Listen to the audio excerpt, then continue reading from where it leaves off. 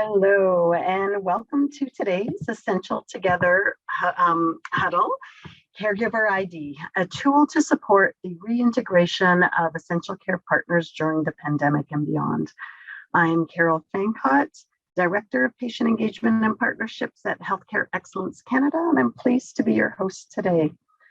Please do note that today's session is being recorded, and we are pleased to offer this webinar with simultaneous interpretation. If you would like to hear the voice of our interpreter today, please select French from the interpretation menu at the bottom of your screen. We invite you to use either official language to share your questions, ideas, and comments in the chat throughout today's session. So I would like to start by acknowledging there's been a lot of heaviness around us recently, in hearing news recently from London, Ontario, and from Kamloops in BC, and simply want to pause and hold space for those that have been affected in so many ways. I would also like to acknowledge the land upon which we are gathered, land that has been inhabited by Indigenous peoples since the beginning. And in particular, we acknowledge that we are broadcasting this webinar from Ottawa, which is the traditional unceded and unsurrendered territory of the Algonquin Nation. We recognize and deeply appreciate their historic connection to this place and the opportunity that we have to gather here today. If you have not yet done so, please do take a moment to respond to the 3 poll questions on your screen and scroll down to see all of the questions in both English and French, and be sure to click submit to send your responses to us. And as I introduce our guest speakers today, I'd ask that you do take a moment to introduce yourselves in the chat box and where you're joining from today. So it is my pleasure to introduce the presenters from Ontario Caregiver Organization and People Care. Alison Kilbourne is the Project Lead, Strategic Partnerships and Innovation at the Ontario Caregiver Organization. Alison has over 10 years of leadership experience in home and community care and a history of working in the community health sector with vulnerable populations. She's experienced in program development, operational management, and evaluation of programs that support seniors living in the community. She's passionate about the social determinants of health, promoting health equity, and collaboratively creating system solutions to improve the lives of caregivers and those they care for. Jennifer Killing is the Vice President of Quality Research and Strategic Partnerships at People Care. Jen is a respected healthcare leader with over 20 years of progressively senior leadership roles, and is a member of People Care's senior leadership team. Jen's emphasis is on quality initiatives and technology to promote exceptional resident care and outcomes. Continuous quality improvement and research to inform improvements in long-term care and senior living are key accountabilities that she holds. And recognized as an expert in her field, Jen is a frequent speaker and panelist at health system conferences and regularly sought out to provide valued input at various strategic advisory tables. And so we're lucky to have Jen with us today. She's a member of Ontario Long-Term Care Association Quality Committee, a board member of the Centers for Learning, Research and Innovation in Long-Term Care. She's also a member of ISMP, which is the Institute for Safe Medication Practices, also part of Canada's Long-Term Advisory Panel and Global Healthcare Information System Management System, Outpatient Electronic Medical Record Adoption Model Working Group. She's a certified long-term care administrator, RI MDS credentialed, and if that wasn't enough on her plate, she's also currently enrolled at the Ivy Business School in the MBA program. So 2 very accomplished presenters with us today. We have our producers to thank and offer our great appreciation to them for getting us on the air today. Sheena Powell and Kelly Ripley, who are operating behind the scenes. And a big welcome to all of you. Those of you who have been with us on our huddles previously, and those of you who are new. And an especially warm welcome to patients, residents, families, caregivers, essential care partners who are joining us today. And the essence of these Essential Together huddles are really intended to provide a safe space where we can all collectively share what we're learning, the work that we're all engaged in, and what we're experiencing. And it's an opportunity for all of us to connect with people that are in different roles and different health and or care sectors who are bringing different perspectives and experiences. But all of us with the shared focus on safely welcoming back caregivers as essential care partners. So very briefly, and my apologies to those of you who have heard this before, but for those that are joining us for the first time, we are coming to you from Healthcare Excellence Canada, and we are a newly amalgamated organization that has brought together the Canadian Foundation for Healthcare Improvement and the Canadian Patient Safety Institute. And we have a relentless focus on improving healthcare with and for everyone in Canada. For today's session, I am going to provide a very brief introduction to the Essential Together program. You're going to hear from our very accomplished speakers from the Ontario Caregiver Organization and from People Care, who are supporting implementation of caregiver IDs for the safe reintegration of essential care partners. And again, the goal of these huddles is really an opportunity for all of us to learn from and with each other and to share what's happening from across all of our corners of Canada. So, Essential Together. This is a program that was developed in response to initially what was happening at the beginning stages of this pandemic, and now what continues to happen throughout COVID-19. And really thinking about the implications now that we're very much in this vaccination stage, but the implications of what is going to happen beyond the time of pandemic, and how do we continue to support the safe reintegration of essential care partners. We have three audiences for this program: those of policymakers, those that implement policy, and those that are most impacted by policy. And we do, and as you will hear throughout, we use the language of essential care partner, but know that different language is used across the country. Terms such as designated caregiver, designated care partner, essential visitors are some other common monikers that we have seen. And these huddles really focus on the actions to be able to implement policy guidance. So what is this policy guidance and how can we safely reintegrate essential care partners? Through the summer, we hosted a policy lab that brought together a range of stakeholders, and again, policymakers, healthcare leaders and administrators, patients and caregivers, to first understand what would the ideal journey be for caregivers to safely re-enter health and care facilities. And based on this journey map, we then co-developed policy guidance, which focuses on the two main areas: identification and preparation of essential care partners, and then the entry into facility. And you will see the 7 components here on this screen of the policy guidance. And today we're going to be focusing on the development of those mutual expectations of responsibilities, and in particular, who are your essential care partners, where Allison and Jen are going to speak about the Caregiver ID program in particular. As we move on, the core of the policy guidance and for Essential Together program are really the 3 foundational principles. How is it that we recognize and acknowledge the essential role that families and other caregivers play as essential care partners? How are we able to differentiate between this role? And language is an important part of that, so that differentiation from visitor to essential care partner. And then lastly, how is it that we're engaging with patients, with residents, clients, as well as families, caregivers, and essential care partners to implement and develop these new policies and practices? So as a program, we would like health and care organizations to commit to this call to action. We have an Essential Together tool that helps to support reflection on the 7 key elements and where organizations are at. And then we have a number of learning bundles for each of the elements of the guidance that offer curated resources and tools.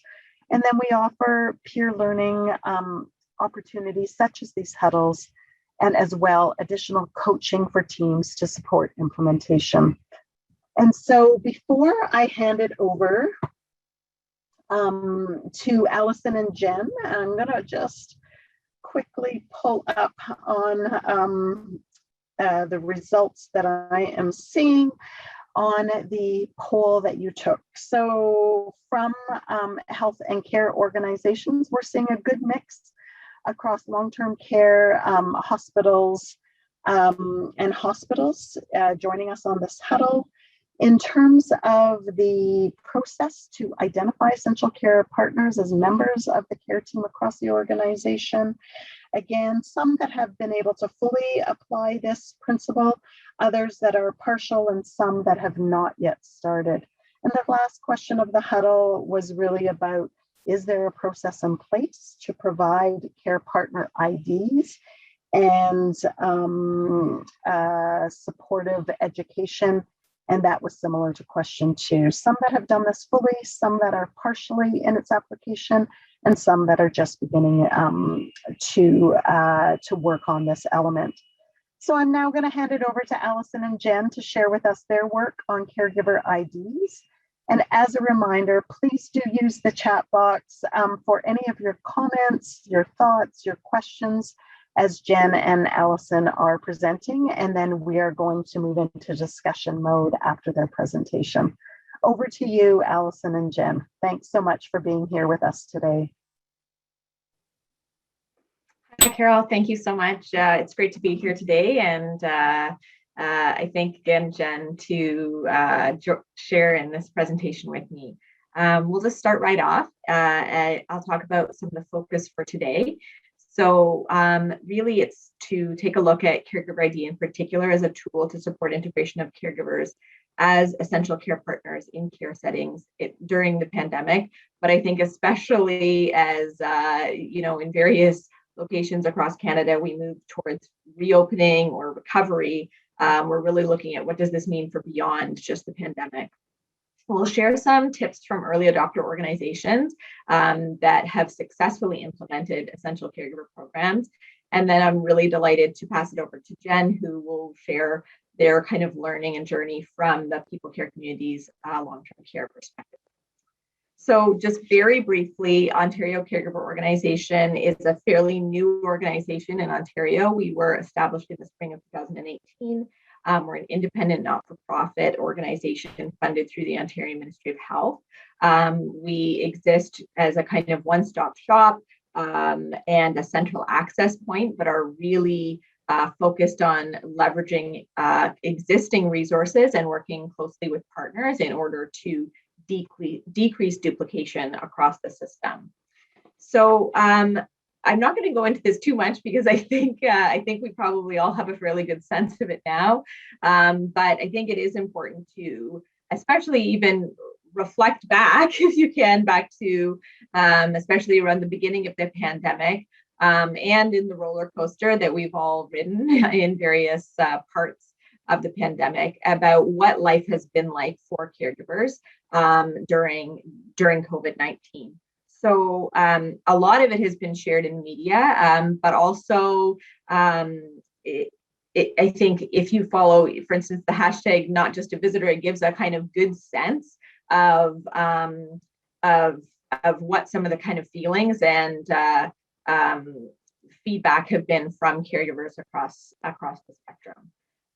So I'm just going to jump right in. Partners in Care Pandemic Toolkit was created fairly early on in the pandemic by OCO. It was built on work already developed with Caregiver ID, which I'll talk a little bit more about, which was a tool developed in partnership with one of the Changing Care projects through the Change Foundation.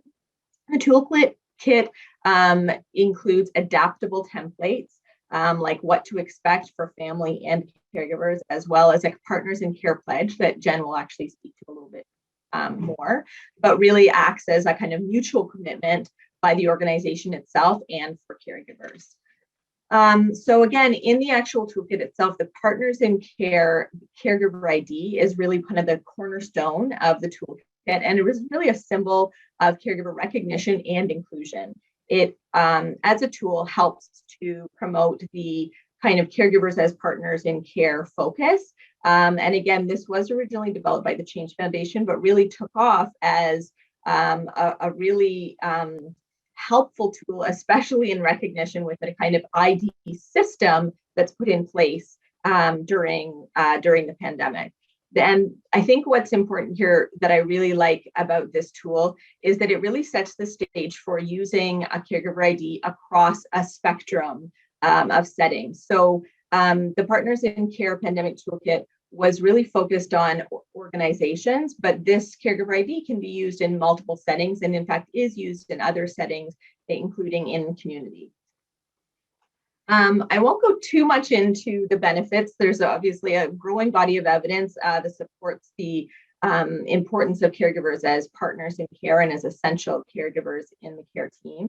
And so much of that has actually been captured in Healthcare Excellence Canada's resources and policy documents. So I won't go into too much details here. But on the next slide, I will just briefly kind of focus on, I think, highlighting one of the key benefits, which is that Caregiver ID is really a tool alongside a lot of the other policies and practices that is a really tangible way of showing an organization's commitment to caregivers, and can, I think, be a really key success factor in supporting caregivers, again, across multiple settings. One of the other key tools that I think has been helpful for organizations alongside a Partners in Care approach is our Caregivers as Partners e-learning module. This works alongside an implementation with the Partners in Care Toolkit, and it provides care providers with education and tools to better understand the caregiver experience and work with caregivers as partners in care. Next, I'm going to very briefly talk about the Learning Collaborative, which OCO has supported over the last year. So this is a group of over 30 plus organizations that have come together on a monthly-ish basis to really learn from one another as they have implemented their essential caregiver programs. So one of the feedback I've heard from organizations over and over is, wow, it was just so helpful to learn from peers and both be validated, say like, oh, we're not like all alone, and also learn from, especially at kind of key milestones in your implementation, what works, what didn't, what kind of nuggets can you use if we're not just all recreating the wheel.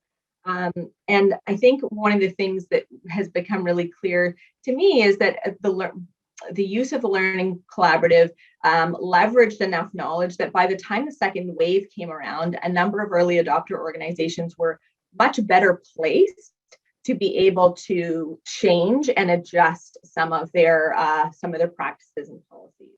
So I think what I'll do moving forward is just really briefly touch on some of the tips that were compiled over the last year, and really just kind of the nuggets of wisdom from early adopter organizations. So being guided by values, not fear, or similar iterations of this has been a really constant theme from many organizations across, and I think a lot of Jen's points will speak to that as well. And I want to really pause here to note that this is so key because these programs and practices have been implemented during often really challenging and actually scary times that are, highly emotionally charged, both for staff, caregivers, residents, clients, patients. So having a kind of value-based principle that this is, the right thing to do, viewing barriers as problems to solve rather as things to say, no, this is why we can't do it, are all kind of key drivers in some of the success of the early adopters.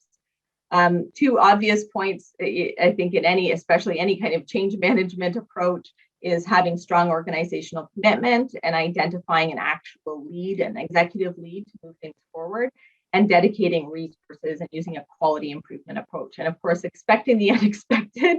We're still in it and still rolling with the unexpected. I know Jen and I were just talking the other day about just, okay, the next iteration and what the next phase looks like. So I think that that still is very relevant for any kind of implementation.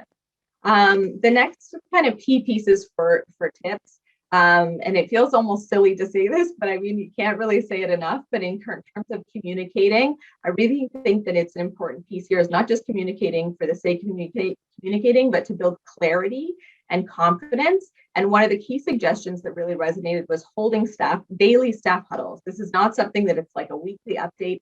It's a moment to come together. And during that, it's that kind of concept of leaning into those naysayers to gain insights, really trying to understand and dig deep and figure out, okay, what's the problem? What are they struggling with? And how can we, again, kind of figure out this problem to solve rather than view it as a barrier? Involving key stakeholders, going far, wide, and deep, just, talks about the importance of this kind of initiative at all levels with residents, caregivers, patients, clients, community members, and then all levels of staff, right? Housekeepers, physicians, clinical leads, it really is like a vast array. And one of my favorite kind of kernels of wisdom is asking for feedback, but also being prepared to use it.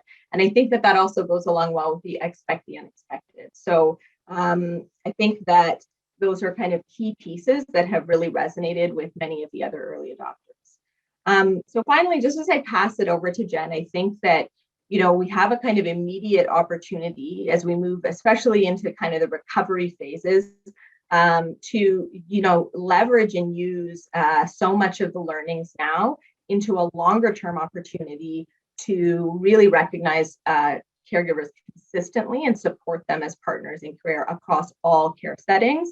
And I'm really excited to pass it over to Jen, who can tell us a bit about her experience at People Care Communities. Thank you so much, Allison, and hello, everyone. So happy to be here. I'm Jen Killing, and I'm coming from People Care Communities, a family-owned organization, values-based, with 8 long-term care homes and senior living homes across southwestern Ontario. And we're thrilled to share our journey with the Caregiver ID program with you today. So if I take you back to where we all were in April, May, June of 2020, all of us were considering, how do we move forward from the emergency stay-at-home order?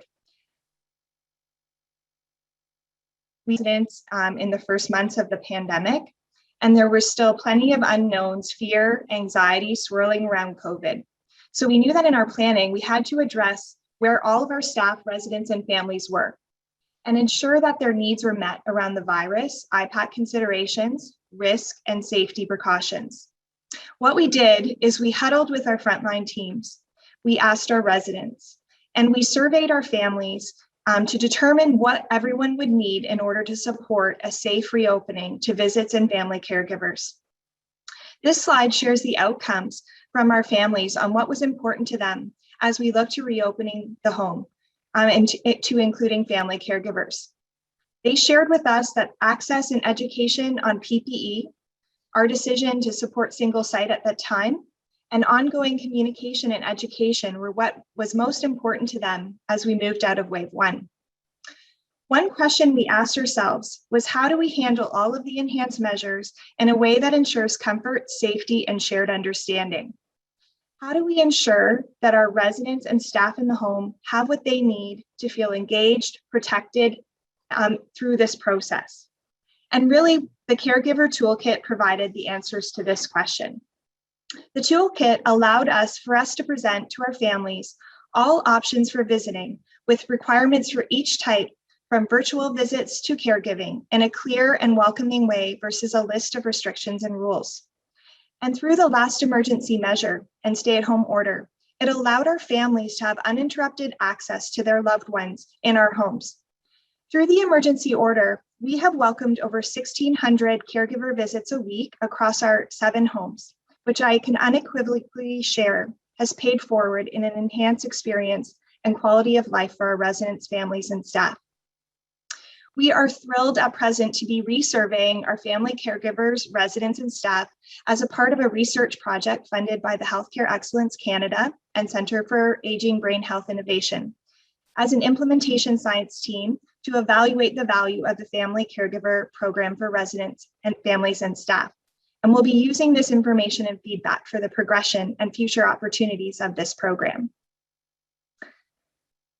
Although having our families back in the home was the goal, the idea of welcoming families into our ring of protection created a lot of fear and anxiety for our residents, our families, and our staff. We wanted to ensure that we had all the information, equipment, tools, and continued to keep resident staff and visitors safe. It was complicated and changing roles and emotions on both sides. The toolkit supported that positive recognition of the role of caregivers. Two initial pieces that we were super excited about were the pledge and the badge.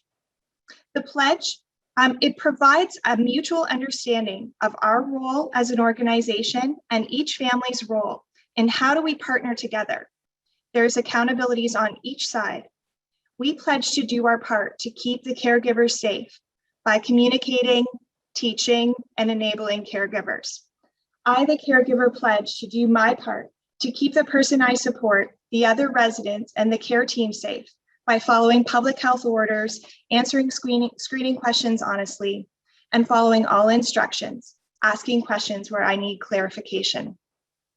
We use a digital screening application, and we were able to add this pledge into the screening practice, which allowed us to support and script the positive informed conversation at the door for our screeners and our families to ensure that they had what they needed each and every day, the details of their visits, and the why behind the measures. And again, that agreement for our shared responsibilities. We have made the organization decision that all loved ones of our residents are our care partners and have included the pledge as that final agreement for screening for all visits to the home. Next, thank you. The Caregiver ID badges. This supports all of our recognition of the important role that families play in the lives of our residents. As I said, we define our family members as our care partners, and we use the pledge for screening for both caregivers and visitors. But when it came to Caregiver ID, we adjusted the badge to highlight caregiver or visitor to support them and our staff in the different guidance around both types of family interactions. This is especially helpful right now with the very different requirements for caregivers versus visitors. The ID badges in our homes provide a visual acknowledgement and recognition for all of the importance of our family members' role as caregiver. It symbolizes their commitment to the requirements of the role, which allows them to move through our homes as a staff member would. Also, it reinforces the importance of family presence for all types of support, psychosocial, emotional, physical, all very important to our residents. Our next step as a communication method was to draft a chart to support our families in all of the options they have through the full family caregiver program. What it did is it allowed us to present all options for family connections with our residents, with the requirements for each type, from virtual visits to being a caregiver, in a clear and welcoming way versus a list of restrictions and rules. And through the last emergency member, as I shared, it allowed us that uninterrupted access. As I mentioned, we wanted to support the feelings of here's what you can do, a focus on the options and choices versus the restrictions.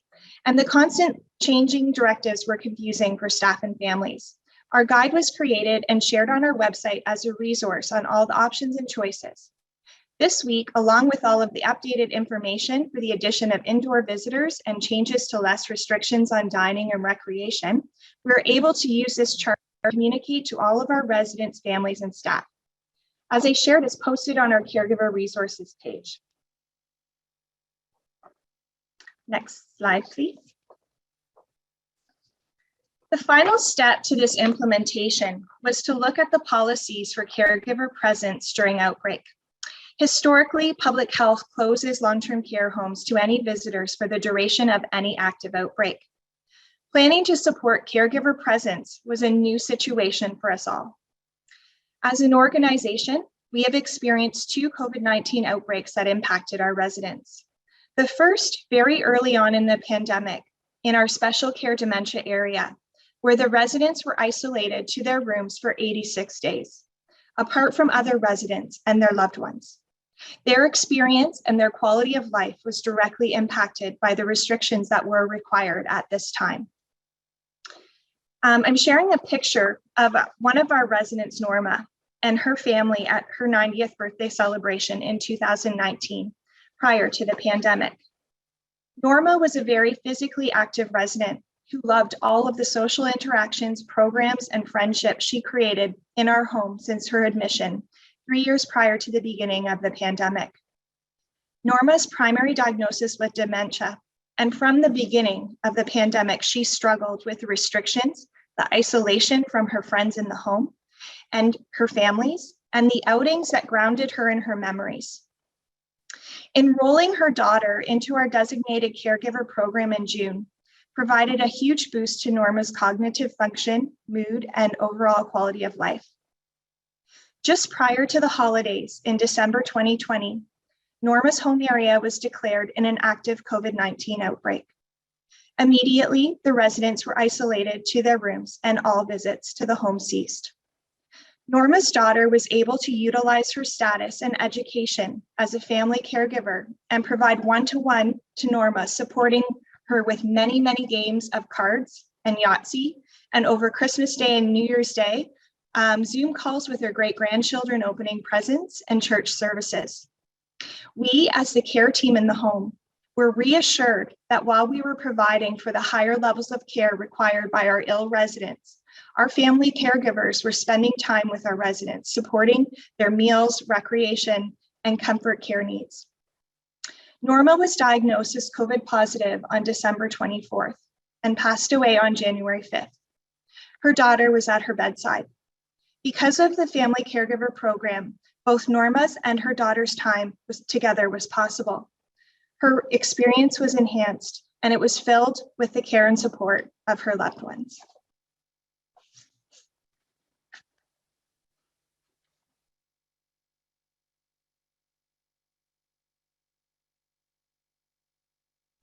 So just to wrap it up, I think, for Jen and I, just final comments, it is possible to welcome family caregivers as part of the care team and resident life in long-term care and other settings during the pandemic. But I think that this will inform hopefully future pandemics, which hopefully won't happen very soon.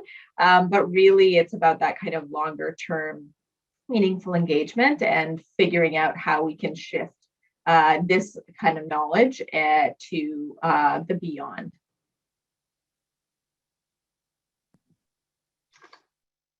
Thank you, Allison and Jen. And what I loved about your presentation was really the art of the possible that you have shown us. And Jen, certainly hearing you, I think my jaw dropped when I heard you say, throughout the various outbreaks and the things that were happening provincially, you were still able to ensure that safe visits, safe entry was happening throughout. So, kudos to you and team.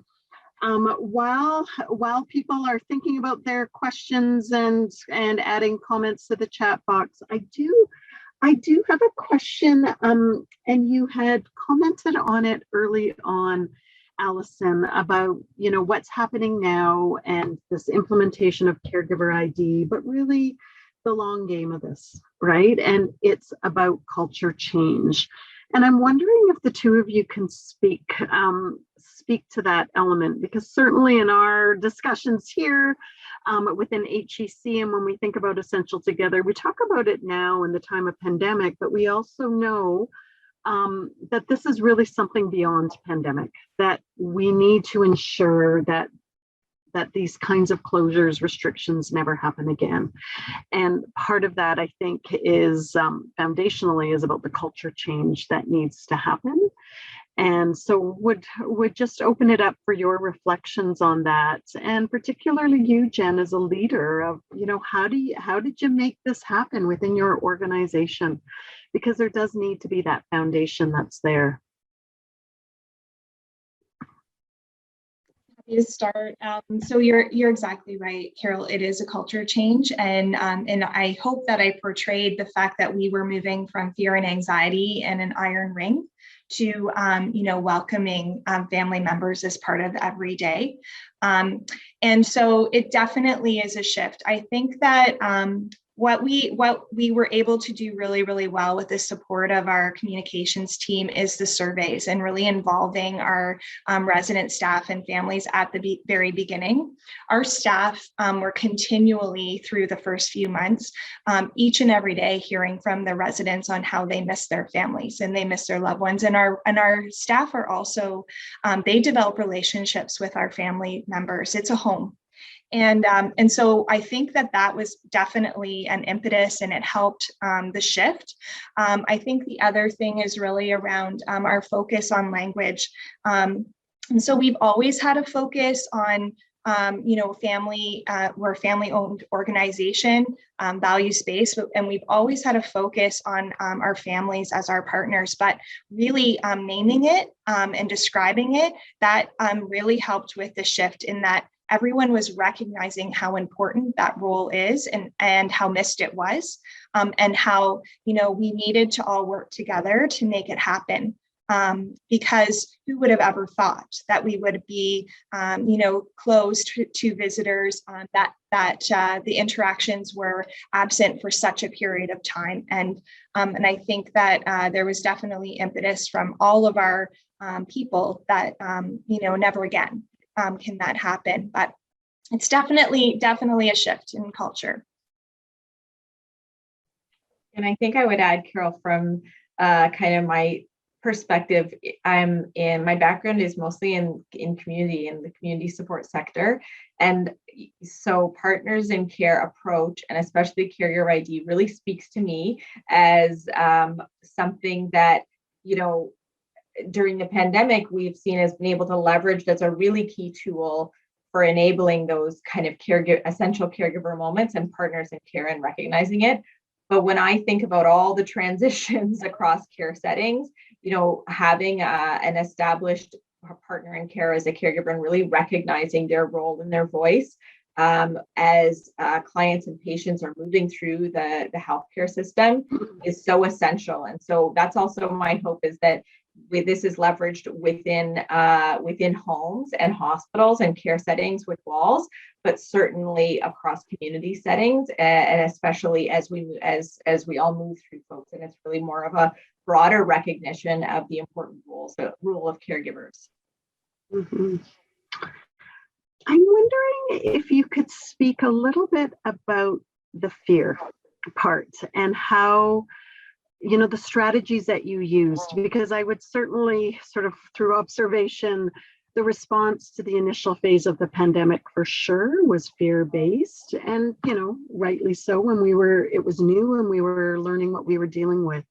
But it has continued on through subsequent waves, and I'm wondering if you could speak a bit more into some of those strategies that you used to help dispel some of those myths that you talked about, Allison, or the fears that you were talking about, Jen, especially of those in leadership positions, but as well, staff, and I think caregivers as well, of, obviously not wanting to be responsible for transmitting anything either. I can definitely start. So as I shared, we had our very first, we had two outbreaks that impacted our residents in our organization. And the very first was in April of 2019. And the second being the end of the second wave of December 2020. And so, there's great and vast differences around the knowledge. If you remember back to the beginning, we didn't know anything about the virus. We did not know, we were still guessing about transmission. And so I think my one theme around fear and anxiety is knowledge is power. And so the more that we learned about the virus and also the education and support to our resident staff and families along the way with that knowledge was incredibly, incredibly important in setting the foundation. I think the other, as we've progressed, obviously, we're able to do much more with, the availability of rapid testing, of vaccinations, and also that, very clear droplet contact precautions, and the fact that our staff our staff and residents and families understand that our family caregivers are trained just like a staff member in PPE and in hand hygiene and the enhanced measures around COVID and droplet contacts. So I think the common theme around fear and anxiety is really the knowledge and education.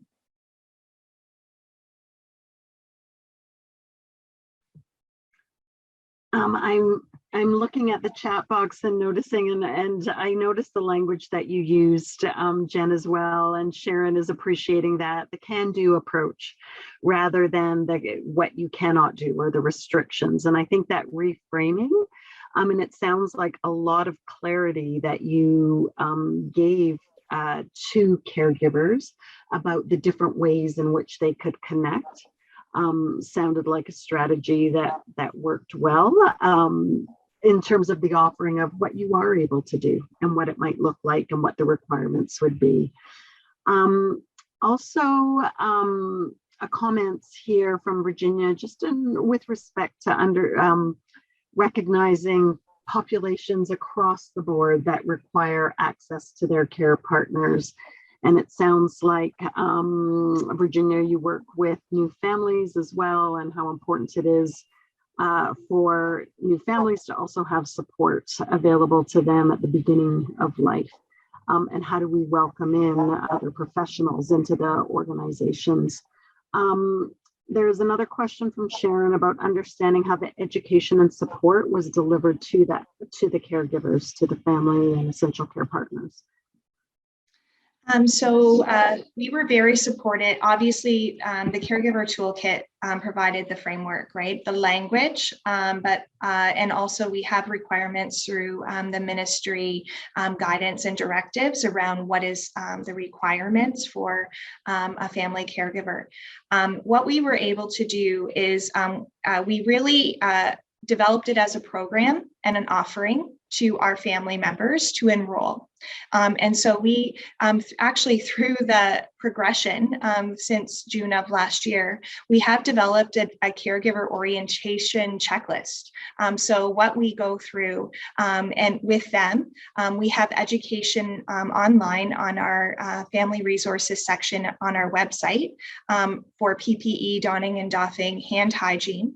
We also created a family caregiver orientation video. And really what it was is around kind of the case study, real life interaction. So as an example, we do want our family caregivers to have access to our home and grounds with their loved one as a staff member would. But we need to teach them that, not all of our residents are able to social distance. And so how do you handle, what do you do if, you get on the elevator with you and your loved one only? When another resident approaches, you ensure that you maintain that social distance with you and your loved one. And so we have developed that through feedback from our caregivers and our homes as well. And it just really supports, our progression from basically at the bedside within the room to now freedom to support their loved one across the grounds and for a walk outside of the campus. So we have really used our website and those links.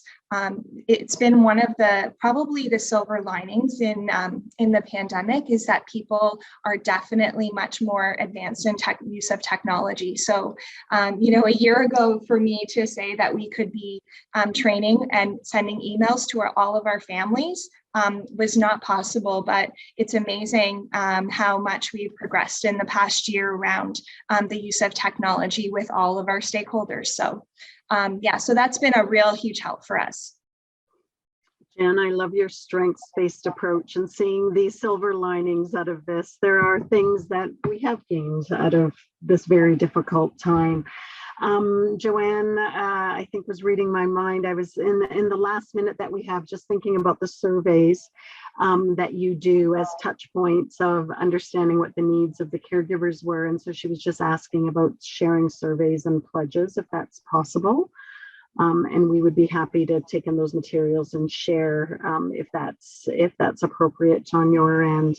And Sharon's making one last comment about just loving the idea of videos with practical scenarios and how it might translate into other settings beyond long-term care. And again, just wondering if it's okay if we connect you, if people would like to connect with you, if that's possible.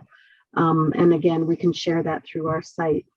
So as we are closing off, this has just been a treasure trove of information and learning. Thank you so much, Allison and Jen. Really appreciate what you have shared. I do want to point to folks that we have another huddle coming up at the end of the month, which is really about the staff training by Caregiver Care to support staff in the reintegration of essential care partners. And then we have another one coming up in July that's really going to focus on screening and vaccinations because, you know, our world is evolving rapidly as vaccinations are rolling out. Just also wanted to let you know that there is a fall series that we will be putting out for the Essential Together huddles as well. So please do register with us, and that is now available on our website. And that if you're interested in sharing or watching any of these huddles again, they are available on our website a few days after the live huddle. And then lastly, just wanted to point you to one of our sister programs, Long-Term Care Plus. They also host national huddles regularly, and you may be interested in that. There's Long-Term Care Plus as well as expanded teams, and they're hosting a town hall with Health Standards Organization in August, on August 16th, actually. And then lastly, we have started a Yammer channel, so you can connect with peers related to Essential Together and the safe reintegration. Again, a thanks to all of the HEC staff and the interpreters who make this happen behind the scenes. And of course, a huge thank you to all of you for making time out of your very busy days to join. Concludes today's webinar. Thanks again and have a great day.